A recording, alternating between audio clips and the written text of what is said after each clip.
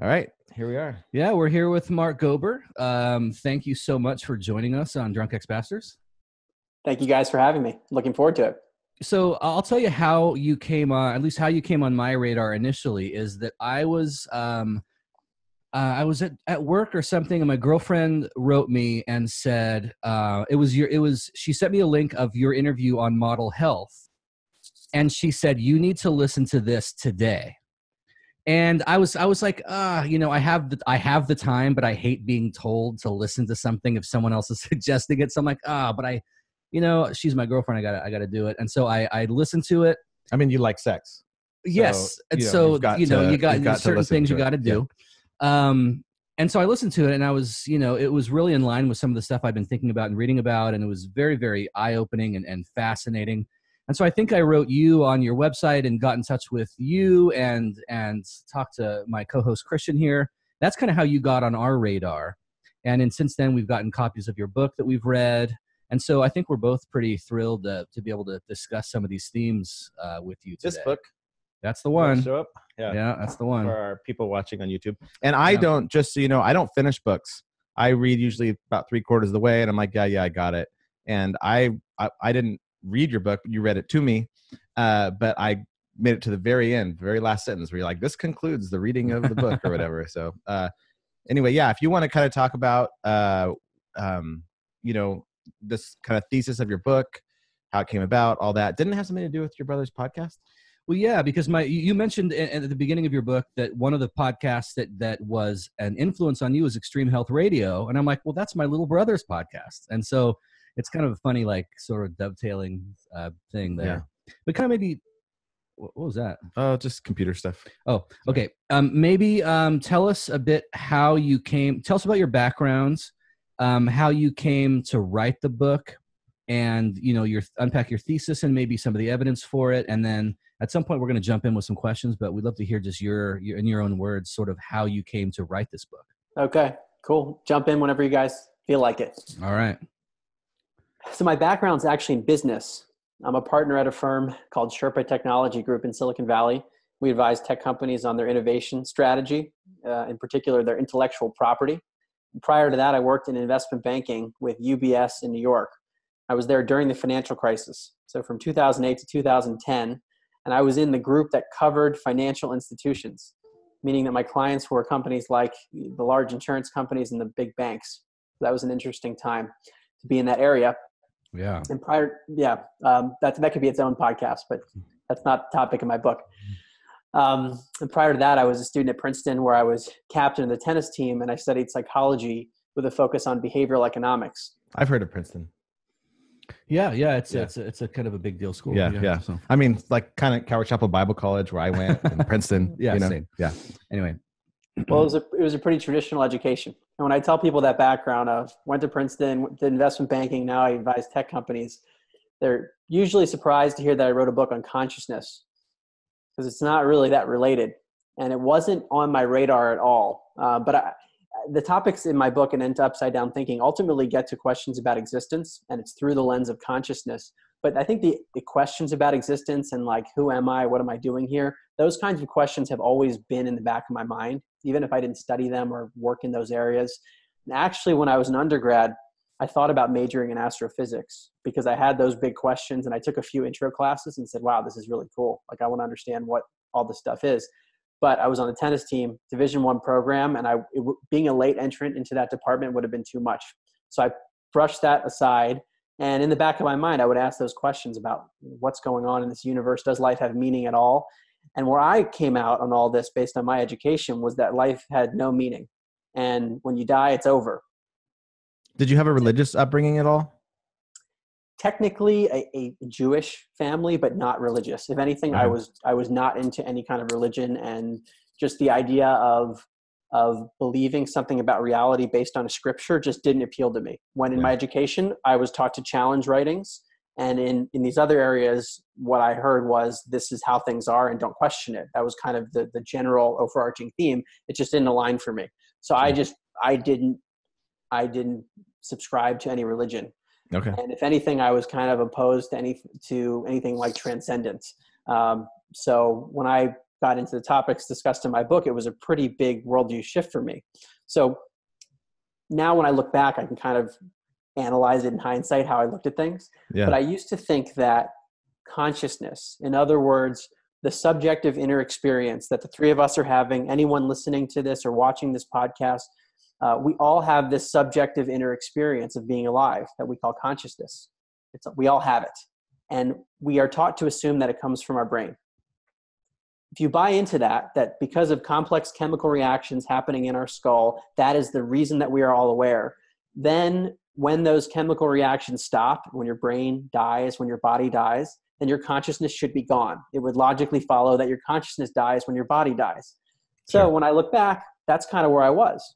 And if you take that literally, it means that once you're dead, your memories are gone and you don't have any feelings anymore. So does life have any meaning? The way I look at it, I think it's a pretty strict interpretation, is that you can't come up with meaning under that perspective without rationalizing. Sure. So that's where I was like, well, today I'm happy or I'm sad or this good thing or this bad thing happened, but it doesn't really matter in the end because I'm not going to be living at some point and I won't have a consciousness. And same with everyone else on the globe. So I'm just going to go about my business. But in the back of my mind, I knew that was the implication of my worldview. Did that cause you, Mark, any existential angst at all? Or were you perfectly happy kind of being a, eat, drink, and be merry for tomorrow we die type of guy? Or did the lack of meaning because of your sort of inherited materialist paradigm, did that bother you? It didn't bother me in the sense that I thought that it was reality and I wasn't going to fight with reality and complain about it. But I think it probably caused me to feel like there wasn't much meaning to anything that I was doing or that anyone was doing. Just why did anything matter? But it didn't. It was just, again, in the back of my mind. And maybe it was a subtle thing. It wasn't something you would know if you talked to me. But that was my worldview. Okay.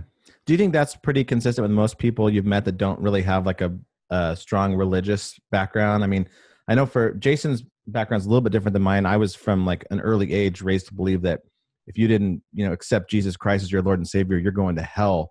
You're going to burn for eternity. You believed that, but later than I did. Yeah. I was taught that from 6 years old. So to me, to come into a place where to believe that there's just nothing afterwards was like a relief. Oh, phew, my grandma who died when I was a kid hasn't been burning in hell for the last 35 years and won't be burning in hell for the next 35 billion years, So that was a relief for me to find that. But I did hope, and what appealed to me in your book is that there actually might be something beyond, just dying and not ceasing to exist. Right. And it all comes down to questions about consciousness. And when you talk about consciousness and existence in the universe, there seems to be on the surface a divide. Like I wanted to study astrophysics, but consciousness wasn't in the picture in anything that I ever heard with regard to astrophysics, because that studied the physical universe. Right. So who would ever think that consciousness, this like psychological, neuroscientific, philosophical thing, what does that have to do with physics? Right. And it started for me, this path of consciousness and kind of blending it with physical reality, when I heard Extreme Health Radio. And I was listening to health podcasts and business podcasts, not looking for consciousness. I wasn't looking for existence stuff. But there was a woman that came on Extreme Health Radio. Her name is Laura Powers. And she was just the next one in the queue. So it wasn't like I singled that one out and said, hey, I want to listen to her. It was just the next one up. And she started talking openly about how she's a psychic and talks to dead people and communicates with non-physical entities and works with energy, like in a serious way, as if it wasn't like she was joking. So I remember thinking, wait a second, maybe she's delusional, or maybe something's up, or what's going on? It doesn't sound like she's lying. So that one podcast didn't change my world, but it led me to then listen to other podcasts. Laura Powers has her own podcast, which she mentioned at the end of the Extreme Health Radio interview. So I made it all the way to the end. And she said, you can listen to me on Healing Powers, where I interview other people that have had these experiences. So I turned that podcast on my drive from San Francisco, where I live, down to the peninsula where our office is. And I would just leave it on. And we have lots of traffic in the Bay Area, so I would get in a lot of podcast time. I found myself listening just nonstop to her episodes, and they were pretty short. And all of a sudden, a few weeks in, I was done all of the episodes she had, dating back to 2011. And some of the really early podcasts were the ones that got into these topics. Were you telling people that you were listening to these podcasts? No way. Okay. It was like podcast porn. It was like stashed under your mattress. No one knows about this. I can't let on to my, my buddies that I'm listening to these woo-woo, new agey type podcasts.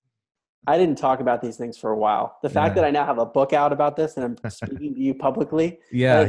Cat's out of the bag. It's out now. Yeah.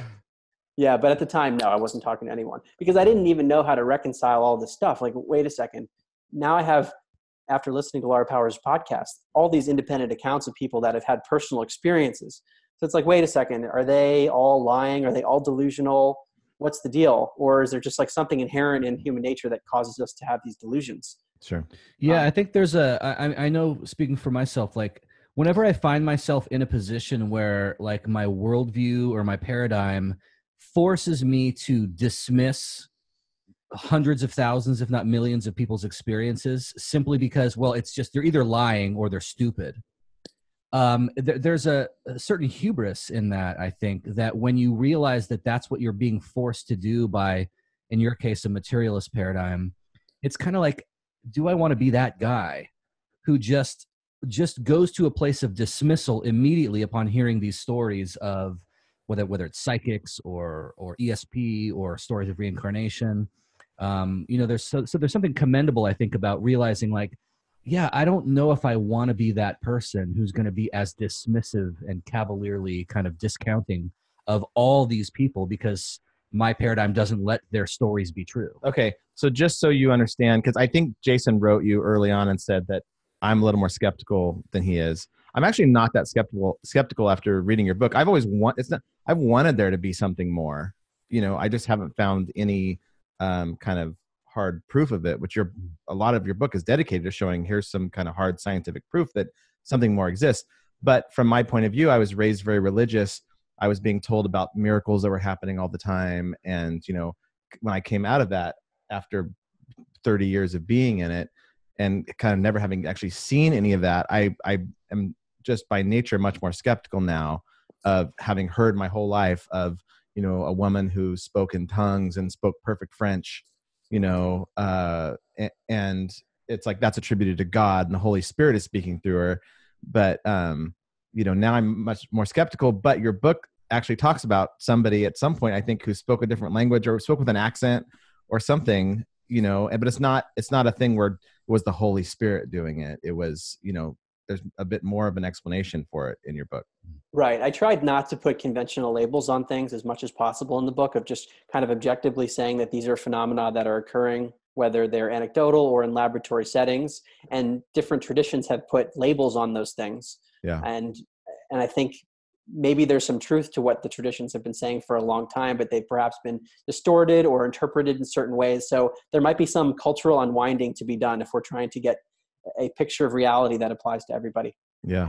So talk about, if you could, in your book, you sort of draw the pyramid, which is the standard view that says that your brain exists first and produces consciousness as a byproduct of itself. And then you sort of talk about, and this is why you call the book An End of Upside Down Thinking. There was a paradigm crisis and paradigm shift where all of a sudden you start to consider maybe the brain is more of a receptor or an antenna that is tapping into something bigger than itself and bigger than all of us, namely consciousness. So maybe talk about how you came to entertain that idea and where it took you, and then maybe get into some of the the evidence that you started to look into that you outline in your book so well about why that might indeed be the case. Well, for me, it's interesting. It started for me with individual phenomena that I couldn't explain. And it was only after I looked at the collective body of evidence that I was able to kind of put it into the framework that you described, which are these pyramids.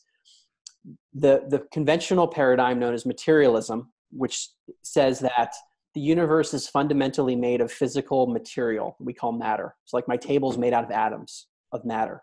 And there was a big bang 13.8 billion years ago, started the universe. It filled the universe with this physical stuff that we call matter. And then after lots of random reactions between those pieces of matter, you end up with DNA, which leads to the evolution of life. Like a human being, the human being develops a brain, and then from the brain comes out consciousness. So we start with matter, we get consciousness. That's the materialist. So consciousness is kind of a trick, right? It's just, in materialist point of view, it's just our brains are operating at such a higher level than other animals because of evolution that it kind of tricks us into thinking that we are something more than we really are. Almost. Yeah. Is that kind of? Yeah. It's just a byproduct of we have complex chemical reactions happening in our brain, and a byproduct because of evolution is this consciousness that we all experience. And because we have a more complex brain than a dog, we have a more complex experience, or at least that's the way it seems. Yeah. But what I didn't realize about that paradigm is that there are some like serious scientific questions in addition to some logical questions. And I think we should talk about both. The scientific, actually, let's start with the logical questions, because this is as someone who used to be pretty skeptical, it's an interesting argument to think that it's actually not provable to say that anything pre-existed consciousness. Like, could there be a universe in which all consciousness is wiped out, all consciousness of every kind? There's no consciousness in the universe. Would that physical universe exist? Our training in modern society says, well, yeah, of course it would. The universe was first under materialism, and then consciousness came later. But if we think about the nature of experience, in order to prove the existence of something, we have to experience it in some way. If we're not experiencing it, if no one's ever experienced it, then it's not even in the realm of provability. And that's what the materialist paradigm is actually doing. It's saying there was no consciousness and there was a universe. Is it possible? Yes. Is it provable? By definition, it's not verifiable. So that's automatically problematic. Whereas consciousness is something that we all know right now. Everyone listening to this is experiencing consciousness. It is known. So the most skeptical perspective for a true skeptic would be to start with consciousness as being the basis of everything, because that's our experience, and nothing else is actually provable. So, okay, that was actually the part of your book, and it was at the beginning too, when I was still a bit more skeptical, that I was reading, and I didn't totally understand it. And it might be just my limitations in understanding philosophical topics like that. But so what you're saying is it's possible that the material world could be there without consciousness, but it's not provable. But why is that important for it to be provable, basically? I think it's because modern science is based so much on proof, and yet modern science is materialistic. Mm-hmm. So there's this irony that, well, I need a controlled double-blind study to prove X, Y, and Z, and yet the foundational assumption is not provable, and there's no study that could be run. Mm-hmm. So if we just think from our experience, what does our experience tell us? It tells us that everything is subjective. Everything that we call the physical world outside of us is experienced subjectively, that it is experienced within consciousness. So that's experientially, consciousness is primary. And this leads to the paradigm that the book endorses from a scientific perspective. It's not matter creates consciousness, rather it's consciousness is fundamental. Okay. And that's the end to upside down thinking. There are additional scientific questions with regard to this materialist worldview, that the brain produces consciousness. And these were things I didn't know about. And I studied psychology. I didn't focus on neuroscience. It was more just judgment decision-making. But I didn't even know there was something called the hard problem of consciousness, which is that we don't know how a brain could produce consciousness. Like, our consciousness isn't physical. I can't touch consciousness, but I'm experiencing it. I can touch my arm though. My body's physical. My brain's a physical structure. So how is it that this physical body produces a non-physical consciousness? It's called the hard problem of consciousness. We don't know the answer. So when I was a kid, I had they used that same thing with us at like Christian retreats. It would say, people say God doesn't exist because I can't touch God, or I can't feel God, or I can't see God, but he exists. But yet I eventually ended up, kind of walking away from that and denying that. But it seems like it's almost the same thing you're doing with consciousness, which is, you can touch your brain, right? But you can't touch consciousness. But if your brain is producing consciousness, why would it matter if you can touch consciousness or feel it, or do you know what I'm saying? Yeah. The problem is that the consciousness is not something that's physical, mm-hmm. and yet it's something we experience. So how is it that the non-physical emerges from the physical brain, which is the mainstream assumption, even though it's not proven? Mm-hmm. It's just not, it doesn't really make sense. How does this awareness just suddenly emerge from physical matter? And Science Magazine has actually called this the number 2 question that remains in all of science. What's the number one? Do you know what the number one is, by the way? The number one is, what is the universe made out of? Okay. And I would argue the answer is consciousness. Okay. So the number two question is, what is the biological basis of consciousness? Okay. And I would argue that the question falsely assumes that consciousness comes from biology. It's begging the question. Well, yeah, it's like it's like, this because according to this materialist paradigm, things like a soul or the mind as distinct from the brain are all things that are kind of like, at least in my experience, as I watch, stuff, people kind of dismiss these, the soul, the mind. There's no such thing. There's no such thing as, consciousness. There's no such thing as any of these immaterial things, because everything is reducible to, matter. And that kind of goes back to what I was asking you earlier about how you felt about your inherited materialist paradigm, because it seems to me, at least, that everything that is constitutive of our humanity, feeling like there is meaning, feeling like the birth of a child is something transcendent, or looking at a sunset, or whatever that kind of aha moment where you feel something that transcends the physical world. It's like, in order to be faithful to your materialism, you just have to sort of suppress all of that humanity and just say, no, it doesn't matter. No, I don't actually love that other person. Love is just a trick my brain is playing on me. And so, I don't know, for me at least, I think that your book is liberating for people, or potentially liberating for people who are trying to be good, faithful materialists, but just doggone it, they just love their wives and can't explain it, or they feel a transcendent connection with the world around them.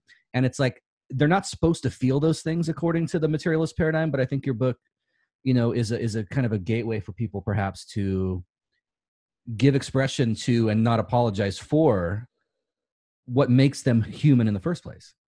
Yeah, I totally agree. Because I was in that camp where I would have an emotion, and I was like, wait, why do I have that emotion? That's not rational. Emotions aren't real. But evolution would say, right, you experience love for somebody because you need to breed and to populate the earth. But that's the explanation, right? From a purely scientific point of view, it's so crass, is that all these emotional bonds we have with people are what we need in order for society to survive and perpetuate itself and continue on. Right. But something tricky about that is, if we were 100% compliant with our evolutionary urges, then I would eat every chocolate cake that's in front of me. And yet sometimes I don't. So there seems to be this thinker that is able to work around whatever the biological urges are. Mm-hmm. So we're not totally robots, even based on our own experience. And this notion of consciousness being the basis of what we are, and the biology just being kind of the lens of experience, that aligns with our own everyday experience. Yeah, for sure. So you listened to, what was the podcast that you didn't tell anybody about? That was your little secret? Healing Powers. Okay, Healing Powers.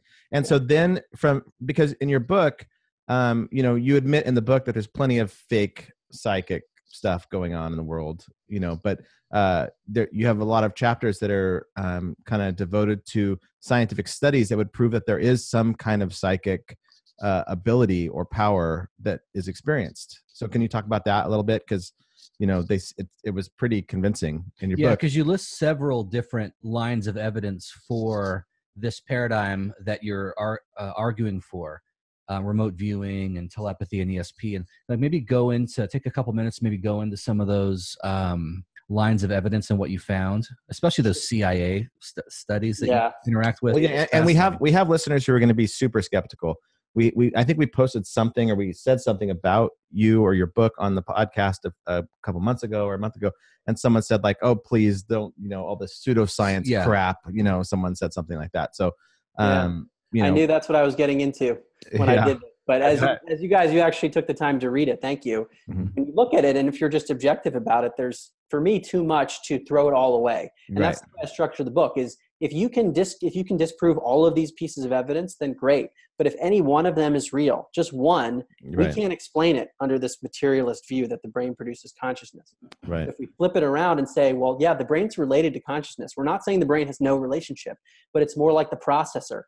Yeah. Or the filtering mechanism, or the antenna. I liked the TV antenna analogy. That made it real, I think, accessible to almost everybody. Is that consciousness is like the signal coming from the TV station basically, and your body is the antenna that's receiving the signal and filtering it. Right. Which explains why when you have brain damage, you might have memory loss. Because the brain is still the processor of consciousness. So when you affect the brain, you will have an effect on consciousness. There's a massive correlation there. But what we are doing in society is typically saying, oh, there's such a strong correlation. The brain must be just producing consciousness. See, I think what kind of convinced me a lot on this was, it makes sense to me that if the brain is damaged, you would have memory loss, even in a materialist paradigm. But what doesn't make sense is somebody who like is a savant, or somebody who does psychedelics, and they experience more when the brain function goes down, right? Yes. So yeah, I have a whole chapter on that, and I think it was important for me to start the book with that. At least in the way I think about things is to really reframe the brain, where we see multiple examples of less brain functioning associated with heightened conscious experience. That's the opposite of what we would think would happen with materialism, which says, well, if you're going to have a more enriched conscious experience, then you need more chemical activity, more activity in the brain. right. We have multiple independent areas where the opposite is true, which suggests that the brain is like a filter. It's almost like consciousness is the sun, and our thoughts and our brain provides a bunch of clouds. And then things happen and the clouds get removed, so we have a more pure view of consciousness. What are some examples? One is the near-death experience, which I talk about in detail later. But the near-death experience is where people are having these ultra-real realities and ultra-logical type of thought processing and memories. But it's happening when their brain is either completely off or highly damaged. Right. Shouldn't be happening. Right. Another case, savants. These are people with incredible memories, and they have damaged brains. And the list goes on. Yeah, and you mentioned how the savants too, how they'll actually seem like they're almost accessing something. They're not like, if there's a calculation they have to do, they're not doing the calculation in their head. They're accessing some kind of knowledge that is already out there that they have that their consciousness has access to. The brain is not limiting that anymore or something. It was something like that you said. I don't remember exactly. I'm not doing it justice, but it was. Yeah, so that's an important point, because it came from Dr. Gerald Treffert, who is a very mainstream doctor who's the expert on savants. He's the one who studied Kim Peek, the guy from Rain Man, who had an incredible memory. Dustin Hoffman was in that movie, and Dr. Treffert is the one who studied him. And what he said after all of his years of study, he says he's open now to the possibility that these savants are tapping into a universal knowledge. It's like, for whatever reason, their brain is damaged in a way that causes them disabilities in this material world in certain ways. They don't speak as well. They can't function physically as well. And yet their memories and their mathematical abilities are extraordinary. It's like the antenna is just tweaked in a way that they can suddenly receive certain things well. Right. Maybe highlight maybe a few more lines of evidence, whether it's you talked about NDEs already, near-death experiences, but like remote viewing or telepathy, or memories on the part of young children of past lives. Like, hammer us with a few more bullet points that really kind of talk to our skeptics. Yeah. Okay, so I'll start with a recent meta-analysis that came out. And a meta-analysis is when you combine a bunch of studies together and you look at the combined statistics, which is what people in science, skeptics, non-skeptics, they want to see scientific evidence. What we see with many of the psychic phenomena, things like telepathy, mind-to-mind communication, remote viewing, which is the ability to see something that's far away when you're not seeing it with your eyes. These things have shown statistical effects in controlled settings. There was a study that came out in 2018 from the American Psychological Association. The journal is called The American Psychologist, which is the official peer-reviewed journal of the American Psychological Association. So it doesn't get any more credible in this field of psychology. And the meta-analysis made it through. I spoke with the scientist who got it through, and he did analyses of these psychic phenomena. And when you look at the statistics, that there's a non-chance thing occurring with regard to all of these psychic phenomena, meaning statistically there's something beyond chance that is occurring, and it met the standards of a mainstream journal. Yeah, there was one point where you said, because when you do something like there's experiments where somebody's in one room, somebody's in another, and they're trying to send an image to somebody, and the other person is guessing which image they're sending. And when they're trying to do this, they have a higher, I'm not thinking of the right words. It happens more often than not, or not more often than not, but it happens more when somebody's trying to send them this image than it should be. They should be 25% of the time, right? Overdone enough times that there's 4 images and they're picking one. But when somebody's trying to send them the image telepathically, it's a higher percentage than that. But it's not like they're getting 75% of the time. But it's enough, and it's done enough to where there's something happening there. It's not like telepathy is some kind of magic thing where you can just do it every time and it's 100% of the time. But there's something showing that even a small percentage makes a difference. Yes. So this is one of the types of studies that is discussed in this American Psychological Association study, the cumulative analysis. It's known as the Gansfeld experiment. And the basic design is you have one person in a room, we'll call him Bob. He's put into a relaxed state where he's like listening to relaxing music, just hanging out in that room.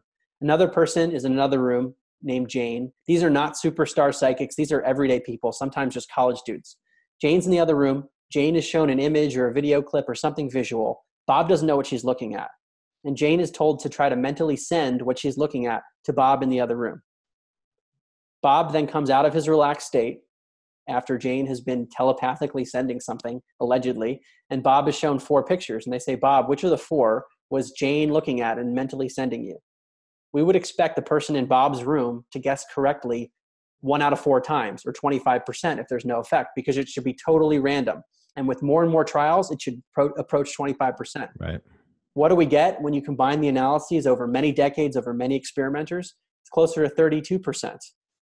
And when you look at the odds against chance, this is known as a 6 sigma result, where the odds that it's just a chance occurrence is more than 1 billion to 1. And this is one of 4 categories that I talk about in the book that's 6 sigma. And this is why the American Psychological Association, I think, is starting to have to approve of studies like this. And many people haven't heard about the studies because it's kind of under the radar. Right. But that's world changing. Think and about that. You do a really good job in your book of like every question that I had as I'm listening to it, because I'm thinking like, oh yeah, it's like what I do when I go to the casino. I don't talk about all the times I lost. I just talk about the times I won. Anybody who listens to me going to the casino is going to think he wins all the time. But it's like, and so I was thinking with the studies, oh, well, they're just not reporting the studies that are insignificant. They're only reporting the significant ones. And you address all these objections throughout the book, and you do such a good job of it that I'm like, oh yeah, that will, okay. That was one of my objections to this. Yeah. Well, thank you. It's known as the file drawer effect, right? Where the idea is, well, they just hid the studies that didn't make it into file drawers, and they only published the good results. But fortunately or unfortunately, the scientists that have been through this, they're accused of file drawer all the time. So they've actually run the statistics of how many extra studies they would have had to run that they didn't show. And when you look at the number of studies that they would have had to run, it just doesn't even make economic sense that they would have actually spent the money that they're not even getting from most funders to waste it on those studies. So when you look at it from every angle, there's an effect that in any other area of science would have been accepted already. Right. So why do you, oh, sorry. I was going to ask, another point that I really appreciated was that, when you're dealing with this issue of like, you've got a reigning paradigm and you've got exceptions to that paradigm that begin to stack up. And you make the point that like, if materialism is true and that is the correct paradigm, then all of these phenomena that you list, whether it's the studies we've been talking about already or memories on the part of young children of past lives, all these things, these are all anomalies. They're all exceptions. They're all inexplicable, unexplainable things. But if you flip the script as you do and adopt the paradigm that you argue for, then these kinds of phenomena become kind of what you'd expect. If consciousness is primary and our brains are just receptors of it, then oh, well, yeah, duh. Of course, there's gonna be this kind of thing. These things are no longer embarrassing, crazy ideas that we sort of have to dismiss or hide. But you would expect these kinds of things to occur if, like, do I have to stop thinking my ex-wife is crazy now? She's into all this kind of stuff. Mark, wait in here. What do you think he should be thinking about his ex-wife? Come on. I missed out of this one. Yeah, but like I really like that point because and this kind of thing happens on all kinds of levels, whether they're religious or political or whatever. When you start to realize that the exceptions to the rule become so powerful that the rule just collapses under the weight of the exceptions to it, right? And pretty soon you think, well, maybe I need a new paradigm that I can test drive through the data that will make all of these exceptions not exceptions anymore, but things you'd expect, right? And that was one of the things that you point out that I thought was very helpful. If the stuff in your book is true, which I have no reason to believe it's not, it makes such better sense of the world than what I have believed since coming out of religion. That it's just kind of like, it's like every time we progress somewhere in theology and we're like, oh, well, this makes more sense of the Bible than the one before. So you keep doing that, right? Yeah. Your view makes way more sense out of the world and what we experience than anything I've heard before, Well, thank you. That's the way I feel too. And it just makes sense. And when I look back at all the big questions I have had about the universe, I can fit it all together. What's kind of nice is that all we're doing is recontextualizing consciousness. We're not saying that physics and biology and chemistry, all these things in the material world, we don't throw them away. We just put them in the context of a different kind of consciousness. Right. I'd be curious to hear, and I think this is one of the questions that you may have wanted to ask, but some of the objections, I'm sure the scientific materialist community, insofar as they're aware of your book, are very critical of it. Have Richard Dawkins and Sam Harris been writing to you and being like, what are you doing? What is Neil deGrasse Tyson? Well, so they have not gotten back to me yet, but as of the date of this recording, we're about 2 months post publication. Okay. So I haven't heard from them yet.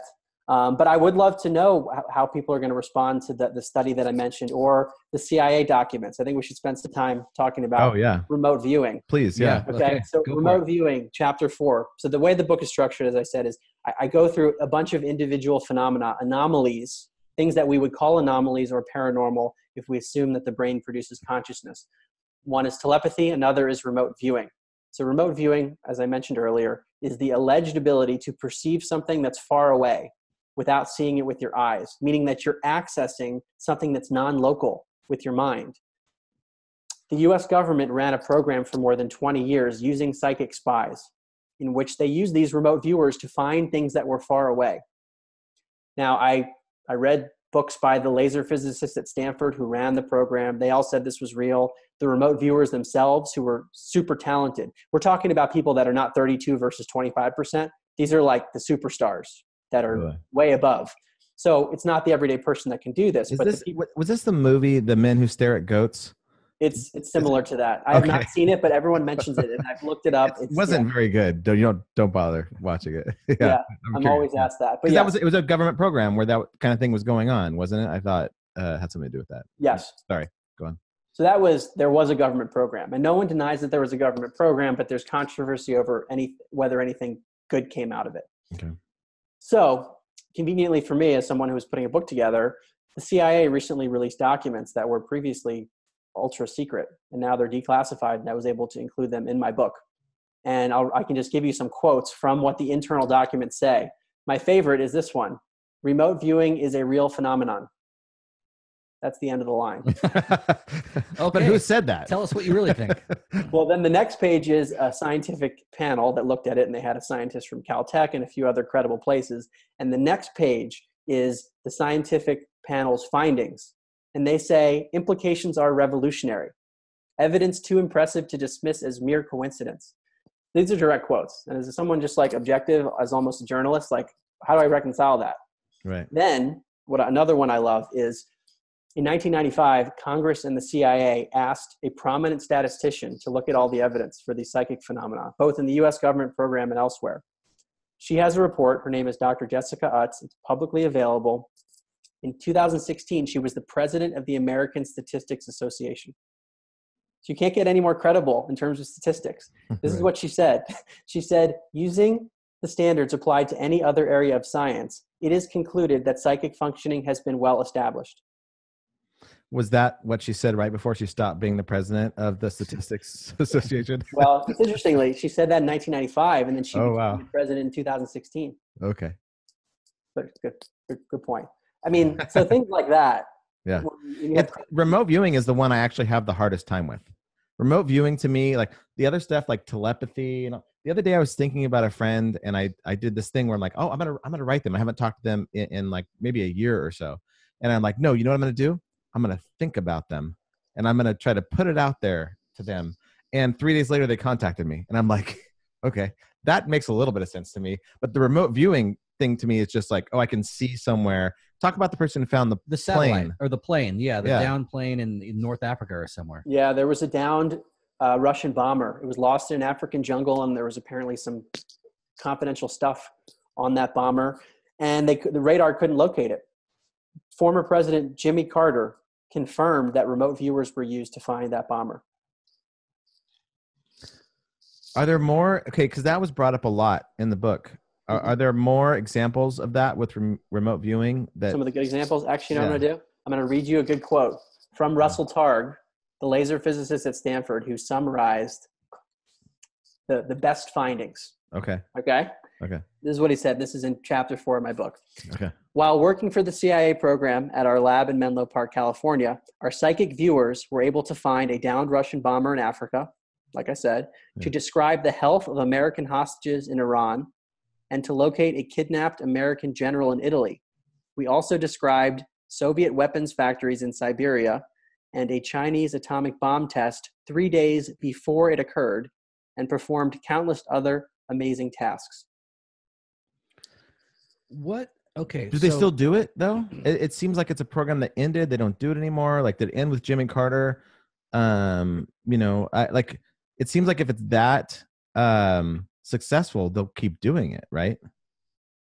I agree. I think there's probably secretive stuff happening. I have my own podcast coming out, hopefully in the spring of 2019, and I interviewed all these people. But Uri Geller is one who is famous for supposedly bending spoons, but he was tested for remote viewing in the U.S. government program. I included documents that say he exhibited this ability in an unambiguous manner when he was put into an electric cage, basically. Yeah. What he told me when I interviewed him is that remote viewing is being used all over the place, all over the world. Could Uri Geller, you interviewed Uri Geller? Yeah.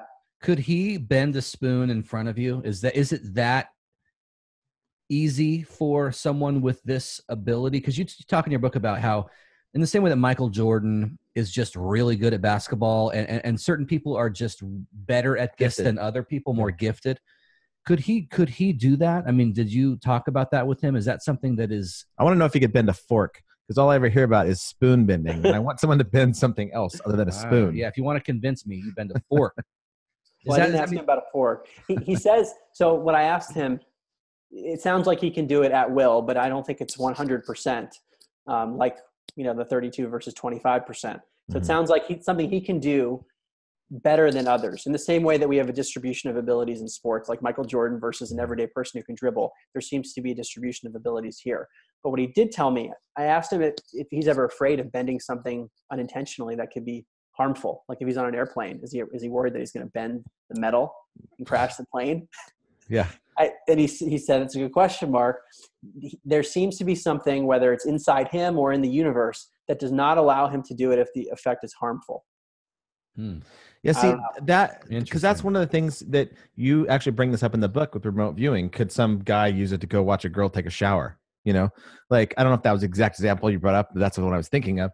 But you kind of think, like, with this kind of stuff, if it's real and it gets taken to the kind of the maximum that it could be taken, the world would end, right? I mean, people would be bringing down planes and you wouldn't be alone ever, and you'd be, so it seems like in order for it to be a thing that continues to exist and for humans to continue to exist, there has to only be that small percentage of it working, right? I mean, yeah, or it's just statistical, and it's kind of... Do we want everybody to become, masters of telepathy? I don't think so, because I don't want somebody reading my mind all the time or watching me in the shower, or Yeah, well, so something interesting that I found in my research, and I don't talk about this in the book as much, is that many of the yogis, or the people that have reached states of enlightenment or these high consciousness levels, they exhibit these abilities, and they're often just spontaneous, where it's like it's not even within their control. It's almost like they're channeling something, and then this ability comes about.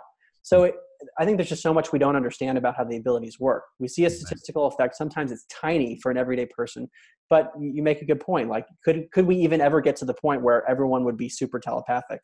I don't know. It seems like the world would cease to exist. It seems like, So are we on the cusp of some evolutionary leap forward? I mean, if all this is true, and if we're just now sort of discovering our potential as humans, and as we begin to, I don't know, seek to cultivate these abilities and tap into this side of ourselves that perhaps in the past we were told were a fiction or an illusion, where like, kind of piggybacking on Christian's point, like where are we going? Like, where is this taking us? Like, Yeah. where? And is it a potential in your mind, or like, can we get better at it, or is it just nice to know that there is something more than us, and that's what this tends to show us? Or is this something we should strive to, be telepathically bonded with everybody? You know Well, what I mean? the way I look at phenomena like telepathy and remote viewing is that they're interesting scientifically, and we have to be able to account for them. We can't just say, oh, those phenomena exist and we don't need to put them into our theories. So just from like a scientific standpoint, they're important. But to me, the most important stuff is kind of the implications of all this. If consciousness is primary, and if we think of our identities as being tied to our consciousness and not our body, if the body's just kind of like the vehicle of experience, and we're all connected as part of this entangled consciousness, which is like what Erwin Schrödinger said, the Nobel Prize winning physicist. He said, in truth, there is only one mind. And that's what we see with like the near-death experience, which we haven't talked as much about, but brief summary is that, like I said earlier, people have these lucid experiences when their brain sometimes is fully off, like in cardiac arrest. And there was actually a study published in The Lancet, which is one of the most prominent medical journals, on people in cardiac arrest, and 18% of them had these memories. You wouldn't predict that. And some of them were blind, right? Wasn't there something in the book about that? Was one of the most convincing things to me, was that somebody who was blind had a near-death experience? Was that what it was? And they could describe colors or things that they shouldn't be able to describe? Yes, people who were blind in the physical body were suddenly able to see in the near-death experience, come back into their body, and they're blind again. So it's almost what the researchers call it is a transcendental awareness, that our awareness, our consciousness isn't tied to our body. And when the consciousness is free of the body, then we have almost a pure perception. Mm-hmm. And that's why people talk about 360 vision in the near-death experience, because they're almost unentangled from the body, and the body's like a filter that's a limitation. But on the point of near-death experiences and implications, there's the phenomenon of the life review, which if that's a real thing, I mean, that's like a world-changing idea. The idea that you review your own life. You're not being judged by somebody else. It should be a behavior-changing idea. This is what happens to people after the near-death experience. Right. And I've interviewed people that have had them, and the scientists, they all say the same thing, is massive behavioral changes. They have this life review where they're experiencing their life in a flash, and they're judging themselves for how they acted towards people. Not for how big their house was, but like, how did you treat the cashier or your wife or partner? Do you think it would change Jason's road rage a little bit? Hey, my road rage is caused by other people and their stupidity.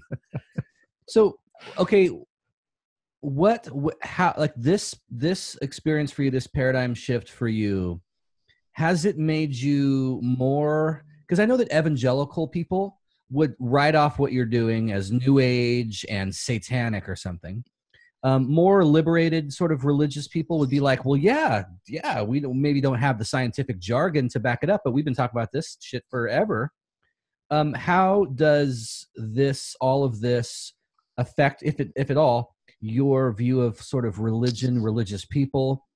Do you find yourself more kind of like, oh, I have a bit more camaraderie or understanding toward more spiritually minded religious folks? Like when a church talks about the power of prayer, you go, or God spoke to me and told me to call Steve, and I called Steve and he needed to hear from me at this moment. Yeah. Like you seem to be describing in scientific language all these spiritual phenomena that religious and spiritual folks have been talking about forever. Do you find yourself like more aligned with the spiritual religious crowd than with the hard scientific crowd as a result of all this? I'm definitely much more open to the things I hear from religious communities that I probably just would have been closed off to or not even thought about, because I had no way of explaining how those things could be real. So now I think about everything differently of like, wait a second, how does this fit into this consciousness framework? Oh, maybe they're calling it this, but actually it's just these other things. Mm-hmm. And this tradition calls it this and this one calls it that. What I found really interesting is that when you look at the mystical traditions within every religion, Christianity, which is Gnosticism, Kabbalah and Judaism, Sufism, Islam, and then all the Eastern religions, basically. They speak of this kind of interconnected consciousness as being the basis of reality. And they say it in different ways. So that to me is actually really convincing. The fact that cultures independently are describing the same thing, and they have different traditions that come off of it, but it's like the same underlying reality. But it seems like with where you're headed with this, it would make you more open to things they believe. It wouldn't make them any more open to things that you believe. Like I know in the church I was raised in, what you're referring to is basically called New Age thought, that we're all one in this consciousness and all that. And it would be almost looked at as satanic, but for you, it would probably make you look at them and go, oh, well, I see what you're doing. You call it something different, you call it prayer. But yeah, it does statistically make a difference because you're all focusing on something and setting an intention or whatever. Right. So you're making sense of what they're doing, but they don't in turn make sense of what you're doing at all. Have you experienced any opposition from religious people on this, or any kind of like, well, you're almost there. As soon as you meet Jesus, you'll be convinced of all this. What do you get on your end from it? I haven't gotten that yet. And I think it's probably because we're early. Okay. And as more and more people read it, and it's a topic that arouses emotions in people. That's what I found. Oh yeah. On all ends of the spectrum. Yeah. People who have a religious tradition, and people that are scientific materialists. Right. So I think over time, maybe those reactions will come about. And I think you're right, where I'm probably more open to the various cultures, but a tradition that has kind of rigid boundaries might be less open to some of the things I'm saying. Sure. Why do you think that people like Dawkins and Sam Harris and probably Neil deGrasse Tyson are going to be so, or have been in the past, so oppositional to this idea? Because what you're saying doesn't necessarily take away from evolution or physics or astronomy or those kinds of things. So I understand why religious people would be in opposition to it, because it's like, no, my God needs to judge people and send the goats here and the sheep here. But for somebody who's a scientist, why would you find such opposition from them, in your opinion? Think a lot about this. I think part of it is that the picture of reality that I end up drawing has a comforting implication. And the way I used to think about things as well, if it's so comforting, of course people want to believe it. And there would be an evolutionary reason to want to believe it, because you're going to be more likely to survive if you think your life has meaning. So yeah, go for it and rationalize. But what I didn't think about as much is that you could have a reality that is both comforting and true at the same time. I just threw that one out. And I think if I was doing that and I was kind of a scientific materialist, I bet others are doing it without putting words in their mouth. Yeah. And then also, if you have kind of staked your career out on a certain belief system and you're a PhD and a famous person in a certain area, it's hard to switch publicly and say, oh, by the way, my most foundational assumption is wrong. We love doing that. Yeah. That's like one of our main things we like doing. Yeah. I had to do it myself. It was tough. Yeah. And that's something I wanted to ask you too. So basically all of this leads you to your own kind of idea of what's going on in the universe, right? And I think you kind of spell it out at the end of the book. When you were reading it to me the other night, I felt like you did. Could you kind of give a synopsis of kind of like what you think is happening in the universe based on your research? And obviously, we're not trying to form Goberism here, some kind of religion, but just like your kind of thoughts on it. Yeah. So my perspective is based on the accumulated evidence I've seen so far, and just thinking about things logically. I'm at the point where I think consciousness is the basis of all reality. And I love an analogy from Dr. Bernardo Kastrup that I use in the book, which is to imagine that reality is like a stream of water, where water represents consciousness, and each of us is like a whirlpool within that stream. So we have our own boundaries, and we have kind of a localized experience, where my experience is not the same as yours, but we're part of the same consciousness at the fundamental level. And that's really how I think about things now, where it's consciousness is primary. Everything that we experience is within consciousness, and we are fundamentally interconnected. So the interconnectivity piece is one that is, it's kind of a leap, but there are a number of places where it congeals, like the quantum entanglement, which is the notion that there are distant particles have an instantaneous connection. One particle's here, another one's on the other side of the universe, somewhere very far away. When you affect one, the other one mirrors it at the same instant. So physicists accept this, and it suggests there's some kind of interconnectivity. Dr. Dean Radin wrote a book called Entangled Minds, which seeks to bring these together. But going back to the life review in the near-death experience, this is actually one of the really strong points, if it's a real thing. People have a life review. They experience their whole life in a flash, and they're judging themselves for how they acted. But in a number of cases, it's reported that the person experiences those events through the eyes of the person they affected. So let's say Bob was really mean to Jane during the life review. He might experience that event through Jane's eyes. So that is like one consciousness switching lenses in some other dimension, or that idea, that incident aligns with the idea that consciousness is primary and that we're interconnected. And things like telepathy, there is this entangledness that comes about. So do you so my ex-wife believes in something called soul groups, which is basically we're all, and she would probably agree with almost everything you're saying, but she thinks when we die, we go back to our soul group and then we kind of make plans for our next visit to the earth. And so we're reincarnated and all this stuff. Mm-hmm. And I've always just been like, oh my God, you know, but you know, I'm listening to your book going like, oh, I was wrong. Shit. Well, I need to email not that her. there's like proof for that, but I'm like, well, it's possible, I guess. That's, you know, something. I mean, do you believe in reincarnation now? Do you have, you know, just not necessarily what you're not putting down some rigid, like this is how it is, but like just what's your kind of opinion on it now after all this? Mm-hmm. Well, at least conceptually, if we take this whirlpool analogy, reincarnation is again something that you would predict as being at least possible. It's like one whirlpool stops being a whirlpool, the person dies, i.e. the water transitions into a new form, and then another whirlpool forms where you have maybe some of the water from your old whirlpool into that one. Right. And there is evidence for reincarnation. That's to me the strongest point.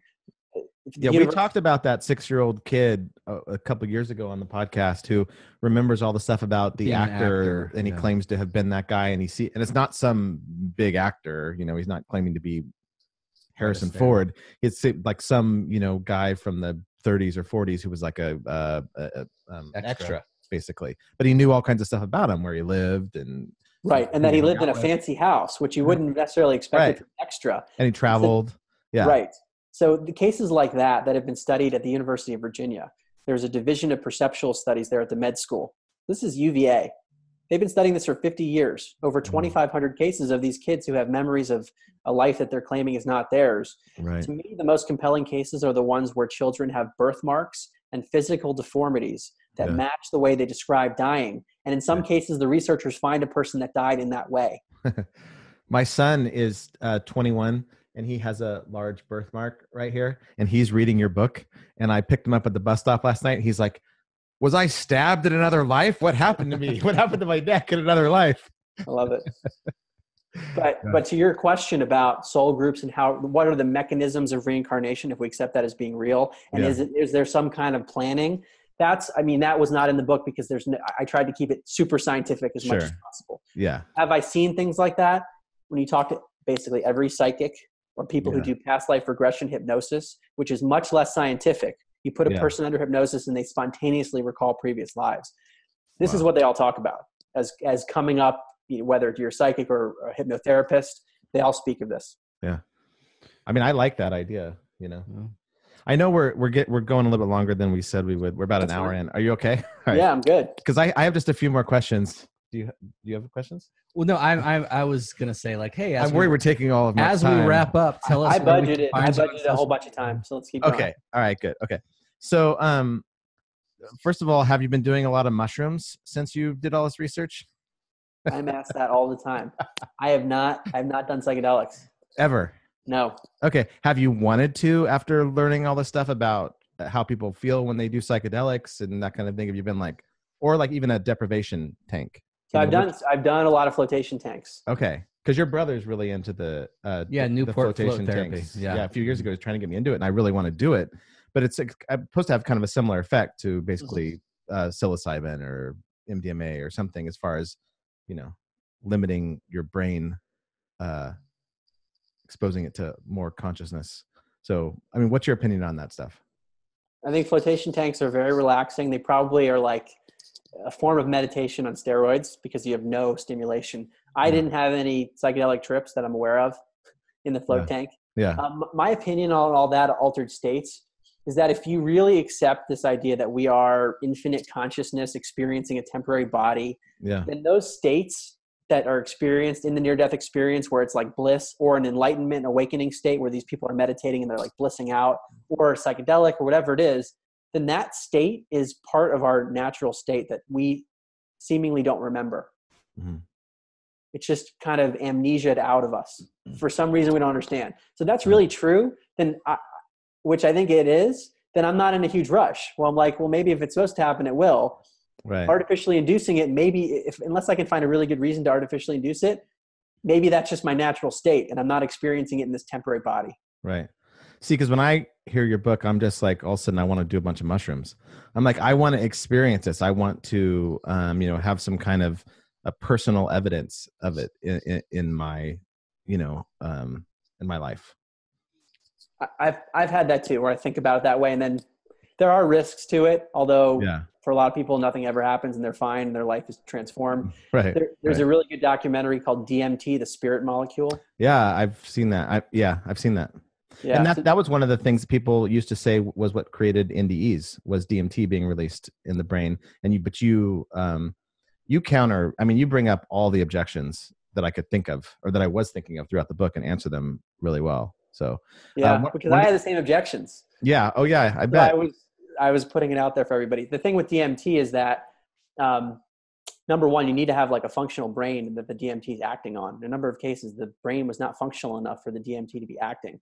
But even if you throw that out, what is not reported in the DMT trip is the life review or some of the other features. So what happens is in the near-death experience, there's like 15 things that are typically experienced. And you come up with an explanation of, say, oh, it's oxygen deprivation or these other things.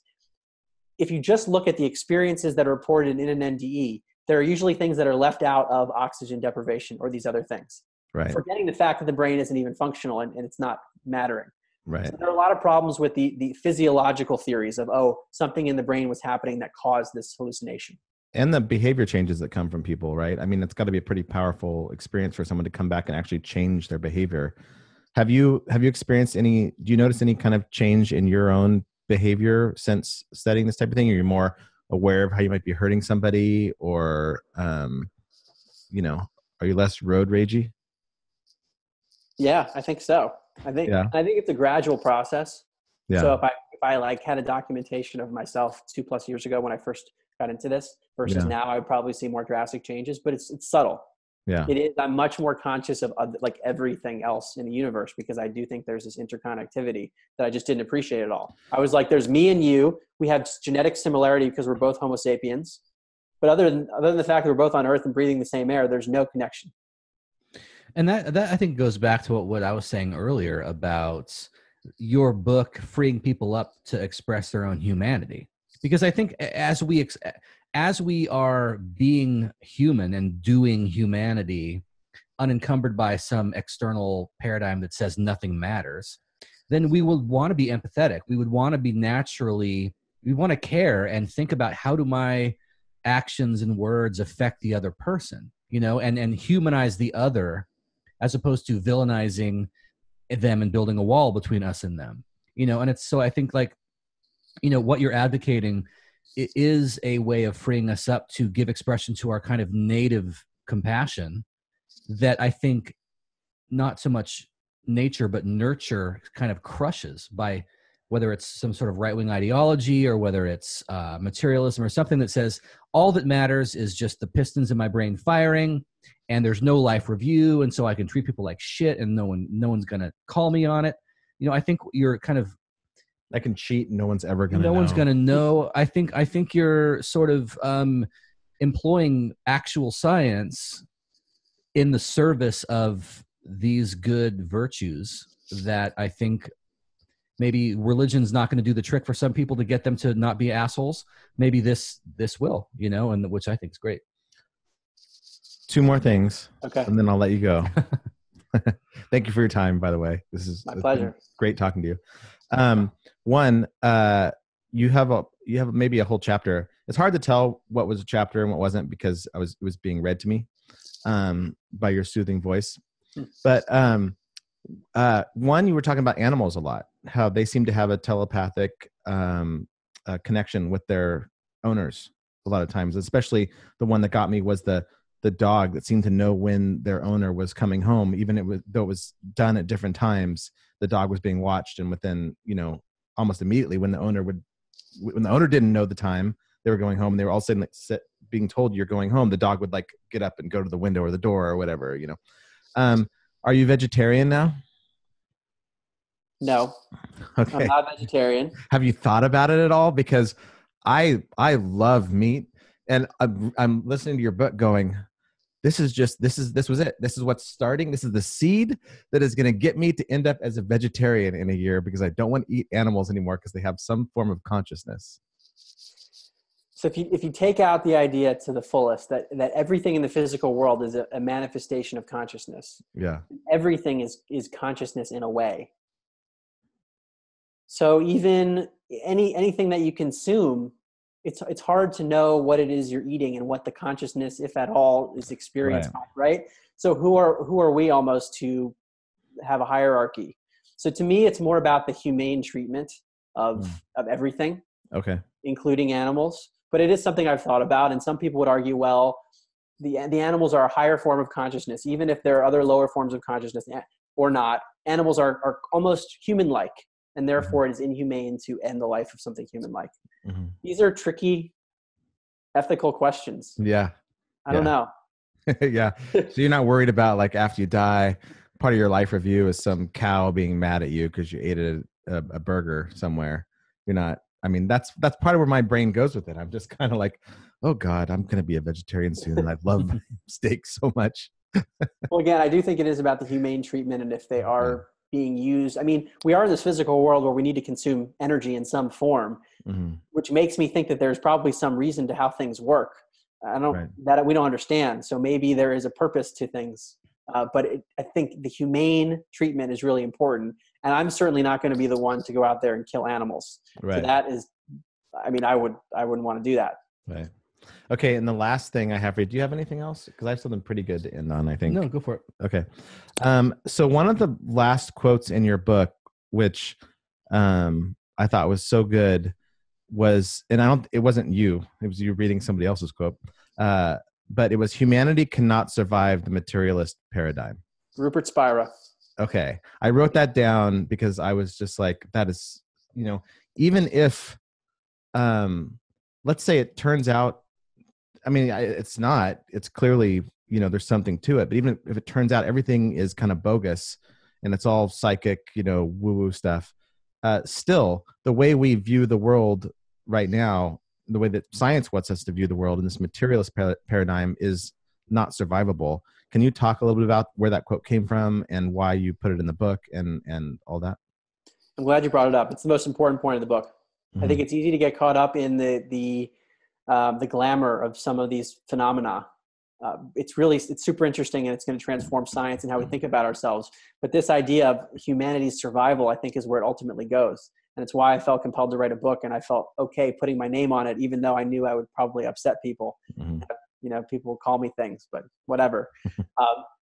We're not in a good place in the world. I mean, look at human history. We've been at war for like almost the entire time, and things are not going well. We have technology where we can destroy ourselves. And to me, when I now think about it, it's because there is this underlying belief system that we're all separate from each other, and that there are no consequences to things because it's just me and you in a meaningless universe that are separate, and we're finite beings. But if that's not a correct assumption, then I think a lot of the behaviors we see would not be rational. It just wouldn't make any sense. If a person said, wow, that's the reality I'm in, I'm part of this consciousness thing, why would I do that to that person? So to me, it's the problems we see in the world at their core are related to a misunderstanding of reality. And if we understood reality to be what it seems to be, as this interconnected consciousness-based thing, then we might have the solution to the problems. And it sounds like idealistic and almost utopian, but I do think it's the ultimate solution. I don't know if we can get there or not, but to me, that's the biggest point. Do you think that's part of if consciousness is outside of us? Do you think that is part of what consciousness is trying to accomplish, to get us to where humanity? Because if you look at history and the way people have acted towards each other in the past, it has gotten better overall. The world is safer in some ways. It's more dangerous in others because of technology, but people are learning to be kinder to each other. Do you think there's like consciousness is evolving, and that's the point of it, is that we are, becoming better people as we learn this stuff, as we realize what's actually happening behind the scenes, and as we perhaps, if reincarnation is true, come back, that we're actually growing? This is where it gets really theoretical and inferential, where I don't know if you can ever prove these things, but I would say I lean most in that direction based on the cumulative stuff that I've seen, whether it's the life review or people that channel forms of consciousness, or psychics. They all come back, and throughout the ages it's been the case. They talk about the evolution of consciousness, that it's almost like a property of consciousness as being the basis of reality, that it's constantly evolving. So maybe what we're seeing is the evolution of consciousness through information, through the way we're treating each other. And maybe there's a state of civilization and society that is more in line with this more accurate picture of reality. And I think kind of as we wrap up, I think artists, and particularly writers and lyricists and poets, are kind of they've been trying to get us there the whole way. As we're talking, and I'm thinking of two song lyrics. I'm thinking of Sting, And you too. Sting's song about anti-nuclear war song from the 1980s, where he says the Russians love their children too. That's a better argument for not engaging in war, particularly nuclear war. And secondly, Bono in his line that we're one but we're not the same, which goes to your illustration of the river with the whirlpool, where it's like there is unity, but there's also diversity. We're not all collapsible into one thing. We're individuals, but we're not so atomized that who gives a shit what happens to you as long as I get what's mine because of survival of the fittest. But it's like, I think what you're doing, Mark, is sort of helping people with a more scientific bent catch up to where someone like John Lennon or Bob Dylan or Sting or Bono have been trying to get us, for decades. They all did a bunch of mushrooms. Yeah, right? Yeah. Well, I think the quickest way to get there is experiential, whether it's through art or through taking mushrooms or through having a near-death experience. Mm-hmm. That will switch someone 180 degrees in a second. Yeah, whereas this process we're talking about is intellectual. And I know for me, it's taken time. It wasn't overnight. It was just a lot of repetition and really internalizing the ideas. But you're exactly right. That's what I'm hoping to do with this, is that there's a segment of the population that may never have those personal experiences. And for them, the only way to ever get through is to look at reality intellectually. So I'm hoping this is kind of the gateway for them. I hope so. So tell our audience, where can we find you on social media? Where are you active? What's the name of your podcast? Yeah, your podcast is coming out. What's next for you? Like, promote yourself and help our audience find you and interact with you. My website is the place to go, which is my name, Mark Gober, MarkGober.com. And it has more information on me and my book and my forthcoming podcast. It does not have an official name or a launch date yet, but we will announce it on social media. I'm on Twitter, Facebook, Instagram, and so we'll be announcing it everywhere, hopefully pretty soon. So you have already done interviews for your podcast, which has not come out yet? I have done nearly 50 recorded interviews. Your interview will be out in 2 days. You're organized on our podcast. This interview we're doing now. This is coming out Sunday night. Yeah, awesome. So I love it. We really, really appreciate you taking the time to hang out with us and talk to us. It was super enlightening. Your book was amazing. I loved it. It's the first book I've ever listened to, and it was great. I liked it. I plan to listen to many more books. Yeah. So. Yeah. Thank you, Mark, very much. We appreciate it. Thank you guys so much. Hope to meet you in person one day. Yeah, if you're ever in Seattle, hit us up. Okay, for sure. I'm in SF. Oh, cool. Okay, if we're down there, I might write you. Say, hey, I might telepathically try to communicate with you and be like, I'm in San Francisco. Have Mark write me. Love it. All right. See you later. Thanks, guys. Happy holidays. You as well. Bye-bye.